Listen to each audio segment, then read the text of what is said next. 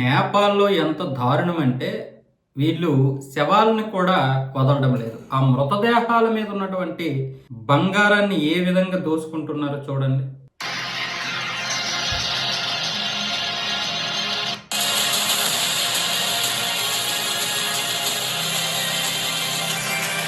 పోలీసులకి, ఆర్మీకి సహకరించి ఆ మృతదేహాలను అప్పజెప్తే వాళ్ళ యొక్క కుటుంబ సభ్యుల్ని కనుక్కొని వాళ్ళు మిగతా వాళ్ళకి చేరవేస్తే ఆ కుటుంబ సభ్యులకి కొంత సాంత్వన అయితే జరుగుతుంది కదా. వాళ్ళకి సంబంధించినటువంటి వారు బ్రతికున్నారు, ఒకవేళ చనిపోతే మృతదేహాలేవి, చనిపోకపోతే ఎక్కడున్నారు, ఇది కదా కుటుంబ సభ్యుల యొక్క వేదన. వీళ్ళేమొచ్చేసి ఇలా తయారయ్యారు. ఎక్కడైనా సరే ఒక పళ్ళు వేన పడిపోయింది అంటే ఎక్కడ మన దగ్గరే కరీంనగర్ లేకపోతే ఏదైనా సరే మన కరీంనగర్ కాబట్టి నాకు కరీంనగర్ గుర్తొచ్చింది. ఆ పడిపోతే వెంటనే వెళ్ళి ఆ మీద పడిపోతున్నారు, దానికి సంబంధించినటువంటి అన్ని తీసుకొస్తున్నారు సంచులు.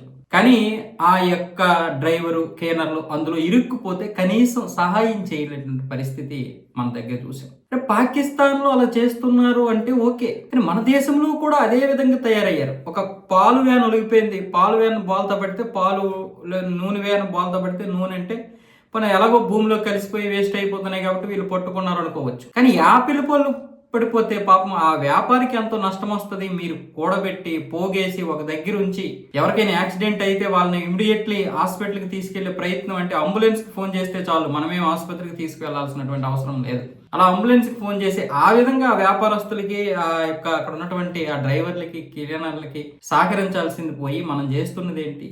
ఈరోజు నేపాల్లో జరుగుతున్నది అదే, మన దేశంలో జరుగుతున్నది అదే. ఈ విషయంలో మన దేశం ఏమి పెద్ద నీతి వాక్యాలు చెప్పాల్సిన అవసరం ఏమీ లేదు. మనము పాకిస్తాన్ మాదిరిగానే ఉన్నాం, దారుణంగా ఉన్నాం.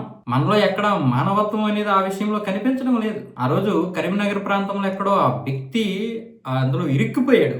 తీయడానికి 2-3 ప్రయత్నాలు చేస్తుంటే జనాలందరూ కూడా యాపిల్ పళ్ళుని లేకపోతే ఇంకేదో తీసుకురావడానికి ప్రయత్నాలు చేస్తున్నారు. వాళ్ళ పనిలో వాళ్ళు ఉన్నారు. అతను పాపం బయటికి రావడానికి ఎంతో తీవ్రంగా శ్రమిస్తున్నాడు. అదే వీళ్ళందరూ వెళ్ళి ఆయన్ని తీయడానికి ఏదో ఒక ప్రయత్నం చేస్తే ఆ నరకం నుంచి బయటపడతాడు కదా.